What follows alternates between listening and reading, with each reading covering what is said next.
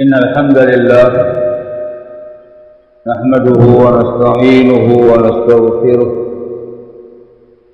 ونعوذ بالله من شرور أنفسنا ومن سيئات أعمالنا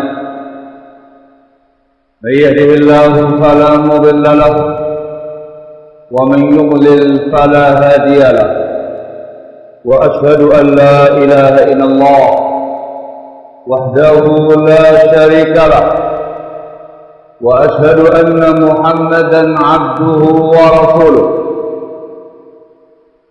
يا أيها الذين آمنوا اتقوا الله حق تقاته ولا تموتن إلا وأنتم مسلمون يا أيها الناس اتقوا ربكم الذي خلقكم من نفس واحدة وخلق منها زوجها وبث منهما رجالا كثيرا ونساء واتقوا الله الذي تساءلون به والأرحام إن الله كان عليكم رقيبا يا أيها الذين آمنوا اتقوا الله وقولوا قولا سديدا يصلح لكم أعمالكم ويغفر لكم ذنوبكم ومن يطع الله ورسوله فقد فاز فوزا عظيما أما بعد فإن أصدق الحديث كتاب الله وخير الهدي هدي محمد صلى الله عليه وعلى آله وسلم وشر الأمور محدثاتها فإن كل محدثة بدعة وكل بدعة ضلالة وكل ضلالة في النار أيها الناس Ma'asyiral muslimin rahimakumullah. Dalam Bukhari Muslim Nabi kita Muhammad sallallahu alaihi wa ala alihi wasallam bersabda, mengingatkan kita tentang bahayanya lisan. Belum mengatakan dalam sabdanya, innal abda la yatakallam bil kalimati min ridwanillahi ta'ala la yulqi laha bala. Sungguh seorang hamba, dia mengucapkan satu kalimat dari kalimat-kalimat yang Allah ridhai, tidak terbersit di benak dia sedikit pun tentang kalimat tadi. Allah Ta'ala mengangkat dia sekian derajat, Allah angkat dia sekian tingkatan dengan kalimat yang dia ucapkan tadi. Wa innal abda la yatakallamu bil kalimati min sakhatillah la yulqi laha bala yahwi biha fi jahannam. Dan sungguh seorang hamba yang mengucapkan satu kalimat dari kalimat yang dimurkai Allah Jalla wa Ala, tidak terbayang di benak dia kalimat tadi, dengan sebab itu dia tersungkur ke dalam neraka jahannam. Ma'asyiral muslimin rahimakumullah, dengan satu kata seseorang itu bisa masuk Islam. Yang tadinya non-muslim menjadi muslim ketika dia mengucapkan dua kalimat syahadatain, asyhadu an la ilaha illallah wa asyhadu anna muhammadar rasulullah. Dengan satu kata yang dia yakini, dia bisa murtad dari Islam. Sebelumnya dia muslim menjadi kafir ketika dia mengucapkan kata-kata kufur dengan meyakini kalimat tersebut. Murtad seketika. Dengan satu kata seorang wanita menjadi halal, sah sebagai istrinya pada akad nikah yang sahih. Ketika waliul mar'ah mengucapkan ijab, dia mengatakan qabiltu, saya terima itu, sah sebagai istrinya. Dengan satu kata cerai pun terjadi. Ketika seorang laki-laki mengatakan kepada istrinya, anti talik, kamu saya cerai, itu bahayanya lisan. Ketika dipergunakan untuk perkara-perkara yang baik, membawa kebaikan. Tapi ketika tidak dikontrol, melafalkan kata-kata yang buruk, kata-kata yang batil, yang memurkai, bisa membinasakan orangnya.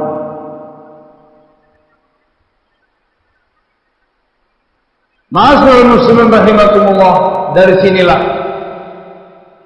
Allah Ta'ala memerintahkan kita kaum muslimin, kaum mukminin, bertakwa kepadanya.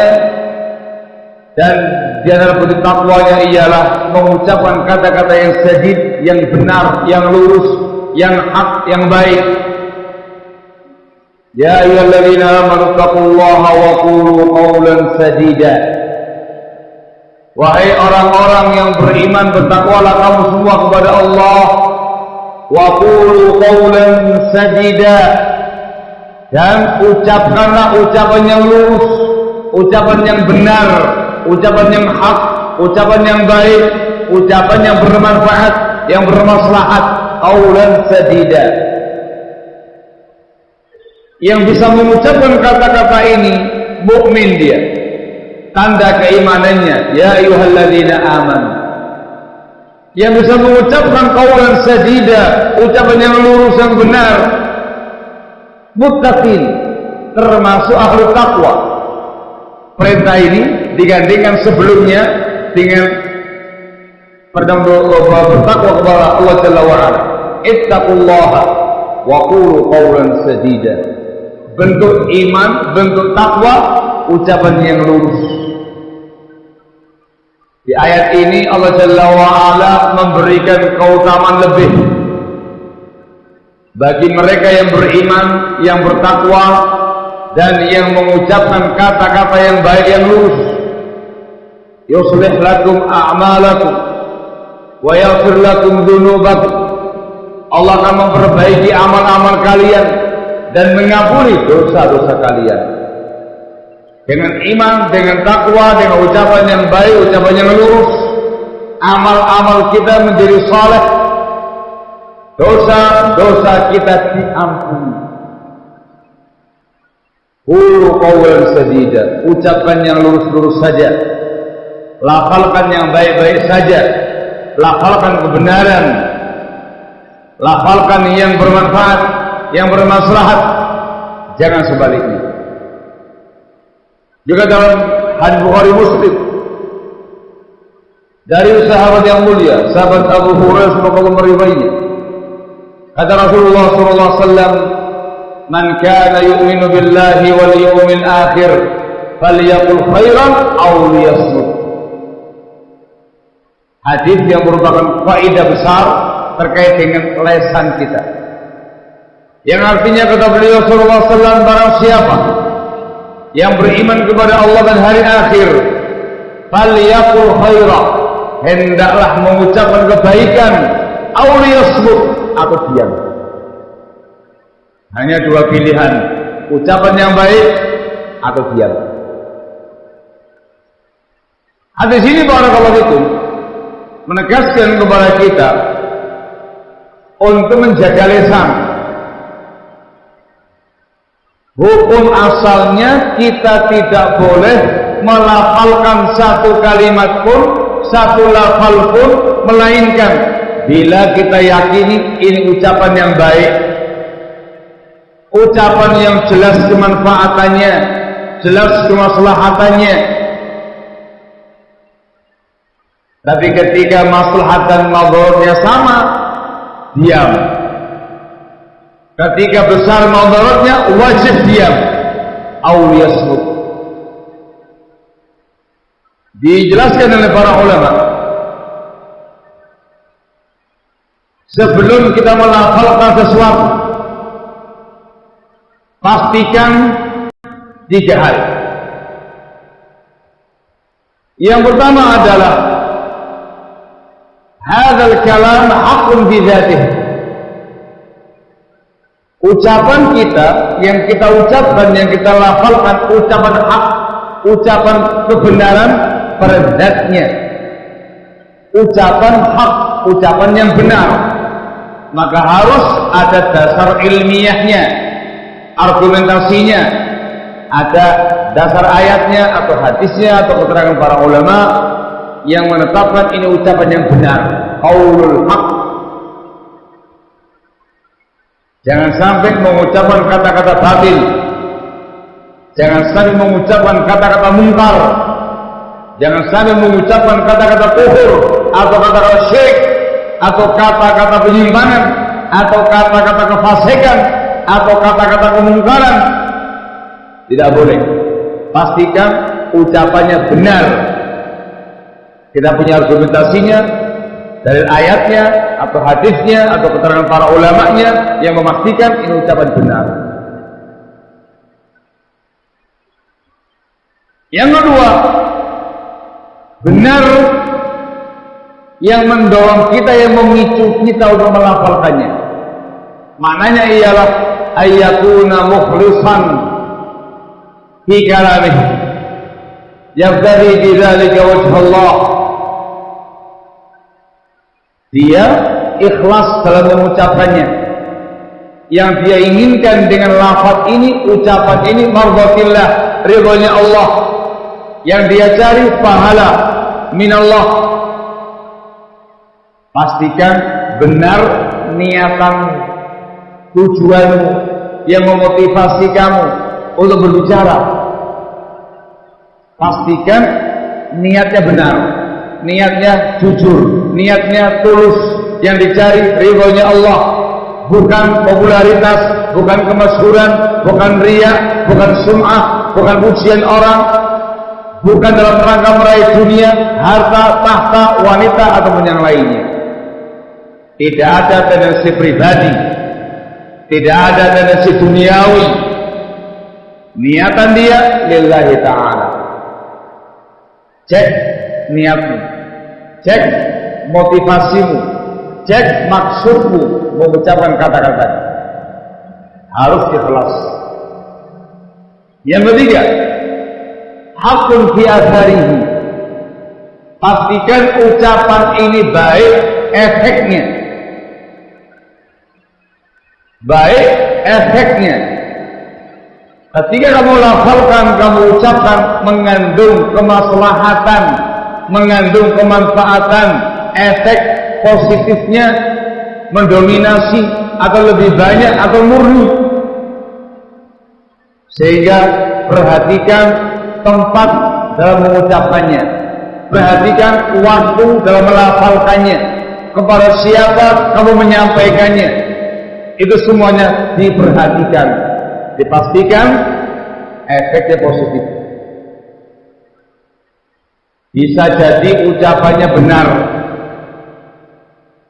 tapi motivasinya riya, yang memicu dia riya, kemasyhuran, ketenaran, pujian orang, niatan duniawi, ego pribadi. Jangan kamu lafalkan, diam. Bisa jadi ucapannya benar, ikhlas, terus mengucapkannya lillahi ta'ala, menyampaikannya. Kadang tempatnya kurang tepat, waktunya kurang pas, audiennya kurang tepat. Ketika dia sampaikan di tempat ini, yang muncul negatif, yang kalau dia menyampaikan di waktu-waktu yang demikian negatif. Kalau disampaikan kepada barakallahu fikum audien tertentu negatif, diam. Jangan kamu sampaikan. Tunda penyampaiannya sampai ada tempat yang tepat, waktu yang tepat, audiens yang tepat. Tidak semua ilmu disampaikan, tidak semua al-haq disuarakan. Lihat tempat, lihat waktu, lihat orang. Ketika diperhitungkan ternyata memunculkan efek negatif yang besar, tunda penyampaiannya.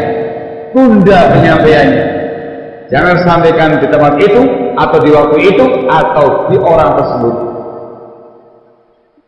Disebut dalam Sahih Bukhari. Ini argumentasi dari sahabat yang mulia, sahabat Abu Hurairah radhiyallahu anhu mengatakan, hafidtu min Rasulillah sallallahu alaihi wa ala alihi wasallam bi'aini min al-ilm.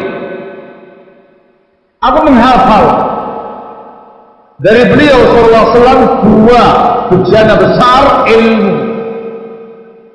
Beliau memisalkan, menggambarkan ilmunya yang begitu banyak yang didapatkan dari beliau sallallahu alaihi wasallam.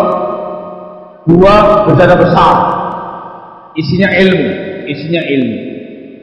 Beliau mengatakan, amma ahaduhuma faqad batattu. Adapun bejana pertama sudah saya sebarkan di tengah-tengah kalian, sudah saya sembunyikan, saya sampaikan. Wa amal akhar law batattuhu quti'a hadzal hurqum. Adapun bejana yang lain, kalau seandainya saya sebarkan, saya sampaikan kepada kalian, akan putus urat nadiku ini. Artinya apa? Saya akan mati. Kata para ulama dalam syarahnya, artinya ilmu ini ilmu dari beliau sallallahu alaihi wasallam belum waktunya disampaikan oleh para sahabat, sebab kalau disampaikan yang muncul dampaknya negatif. Al-Hafidz Ibnu Hajar rahimahullah Fathul Bari syarah Sahih Bukhari ketika menerangkan riwayat yang menyebutkan ada kemungkinan ilmu yang dimaukan oleh sahabat tadi yang belum disebarkan berkaitan dengan penguasa yang zalim, berkaitan dengan nama-nama mereka,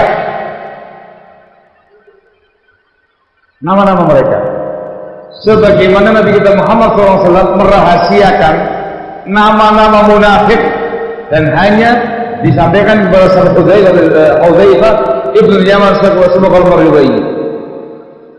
Yang lain tidak dikasih tahu. Hudzaifah dikasih tahu nama-nama munafik.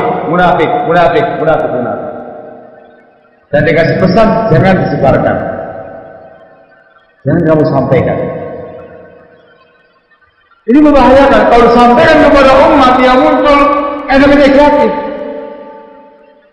Begitu pula kata Al-Hafidz Ibnu Hajar rahimahullah yang disampaikan sama sahabat tersebut, sahabat Abu Hurairah. Satu bejana ilmu yang banyak itu bisa jadi berkaitan dengan penguasa yang zalim dan nama-nama mereka. Rasul menyampaikan itu akan muncul penguasa yang zalim, fulan, Allah. Kalau disampaikan di tengah-tengah umat Islam, yang muncul akan negatif dampaknya, memicu amarah kaum muslimin, memicu yang namanya pemberontakan dan semisalnya, diredam, tidak disampaikan. Padahal hadis Rasul SAW, padahal ilmu yang diambil langsung dari beliau SAW. Ini hujahnya para ulama untuk poin yang ketiga tadi.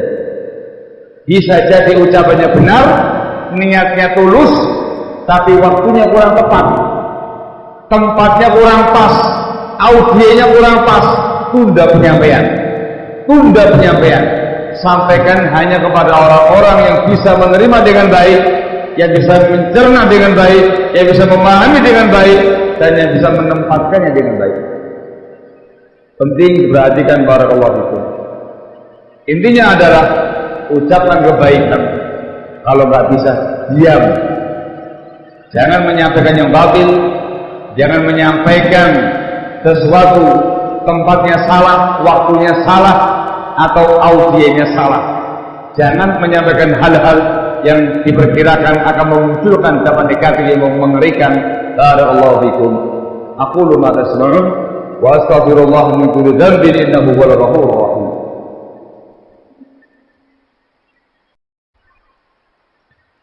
Alhamdulillah wassalatu wassalamu ala Rasulillah wa ala alihi wa sahbihi wa mawala ma ba'd.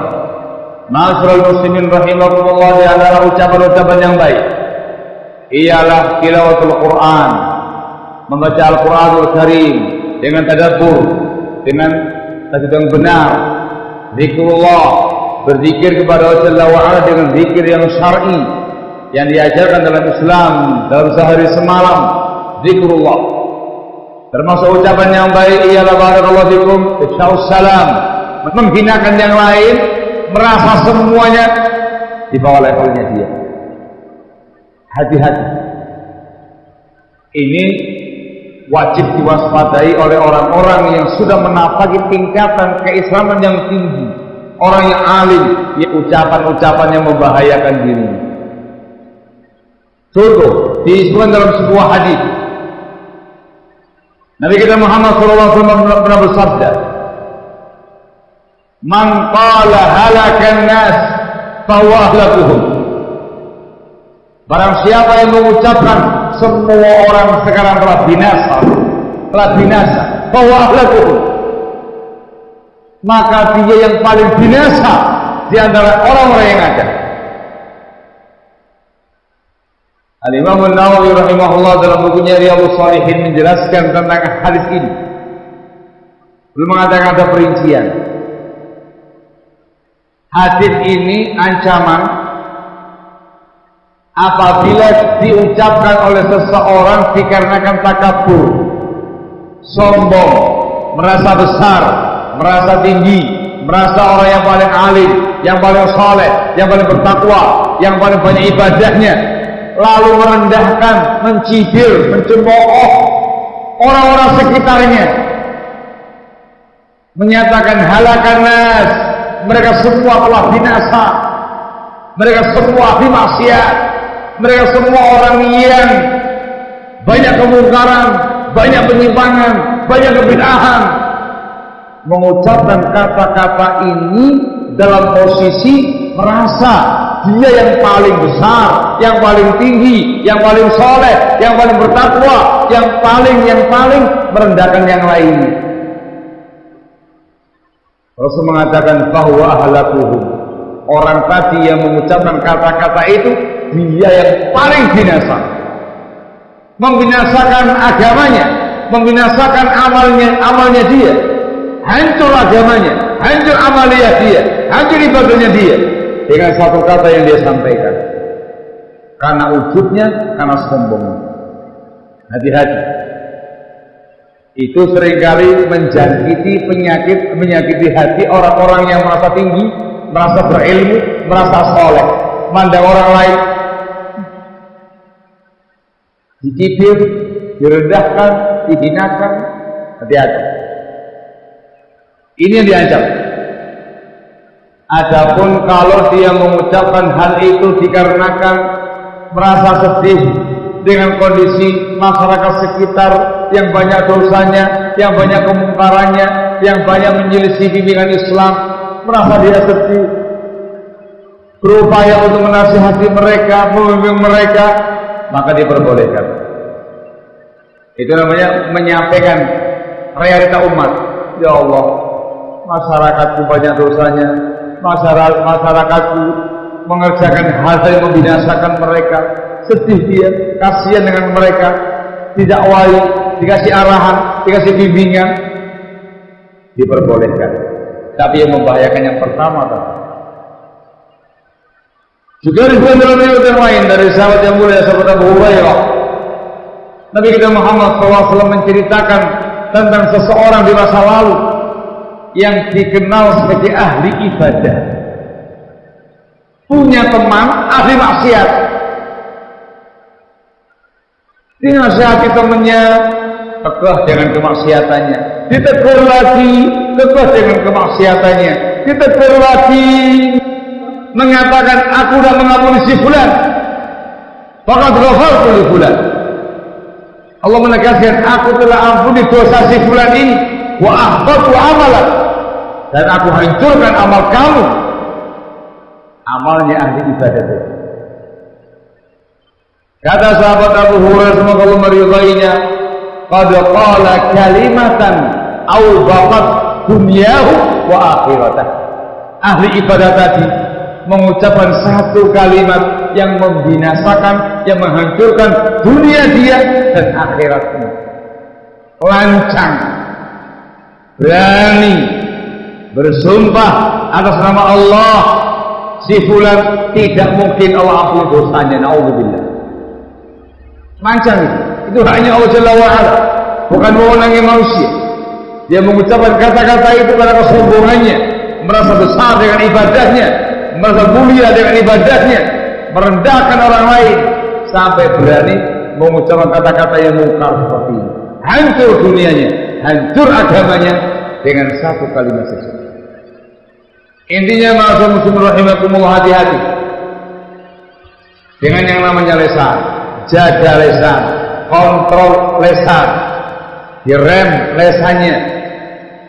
Sebelum berbicara, dicamkan baik-baik, pastikan ucapannya benar, ucapannya hak, ilmiah, benar, niatnya tulus, ikhlas, ucapannya baik.